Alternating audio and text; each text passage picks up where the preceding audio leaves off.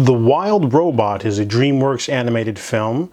Now, I saw a trailer for this movie. I wanted to watch it, but it kept slipping away from me, and the movie kept selling out at the theater that I like to go to. And I didn't want to be surrounded by too many people. So it's been out for a couple weeks now, but I finally took it down. This is directed by Chris Sanders. He's a very robust resume for a director. He did How to Train Your Dragon, as well as Lilo and Stitch and The Croods. So he's been around the block a few times. Also, I think he did The Call of the Wild. I think that's pretty sure that's a Harrison Ford movie.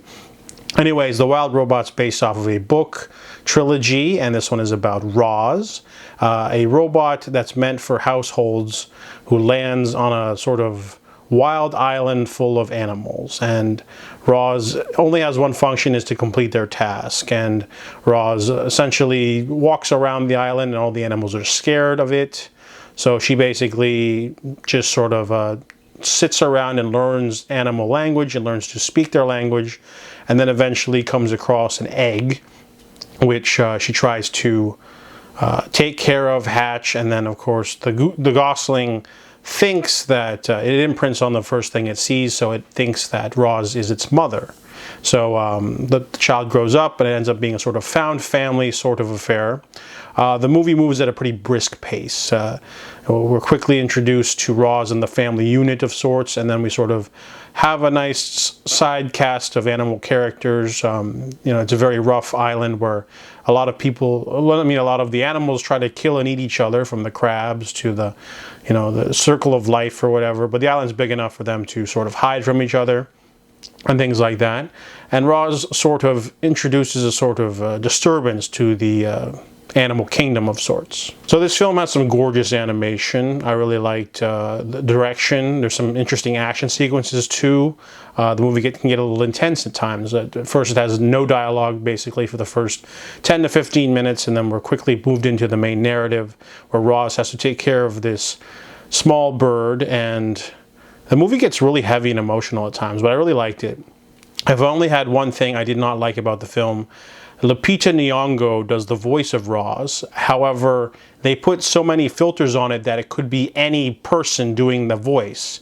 So DreamWorks has this problem where they do that a lot. And a lot of animated films do the same thing, where they think they're going to put in really expensive celebrities and actors and actresses, pay them tens of millions of dollars to do a voice, when there's lots of like normal voice actors out there that probably would kill for a job like that. And it's, like for example, Joker 2. Joaquin Phoenix got 20 mil to play Joker. Lady Gaga got paid 12. Chris Hemsworth got the same to play Orion Pax in Transformers 1, and Scarlett Johansson got 12 as well to play Lita. So they basically got the same salary as a 2-hour movie with like dancing and singing and makeup just to do voices. So I like Lupita Nyong'o as an actress, but like in this movie you can't even tell it's her voice really. They could have just used anyone else, like an aspiring voice actor that even sounds like a robot, add a little filter. Later on an antagonist shows up who also has an unrecognizable voice, good voice, and I like that actress too, but if you can't tell, then why even have like that celebrity actor do the voice? It doesn't make any sense. It's just like a waste of resources. I mean, the budget of both Transformers 1 and The Wild Robot is about 75. You can easily chop that down by like 25 to 30 million dollars if you just don't try to put like a large name on your animated film, and then it'll be more profitable. You can make more, because both of these Transformers and Wild Robot are franchises. They want to make a trilogy of Wild Robot movies, and they could have made more with the Transformers film. Anyways, I'm getting off topic. The Wild Robot is a solid film. It's moves at a really brisk pace, really memorable characters, good voice acting if over used actors, but it's good for families, good moral, everything. It's a really solid effort from Chris Sanders, and I give it an 8 out of 10.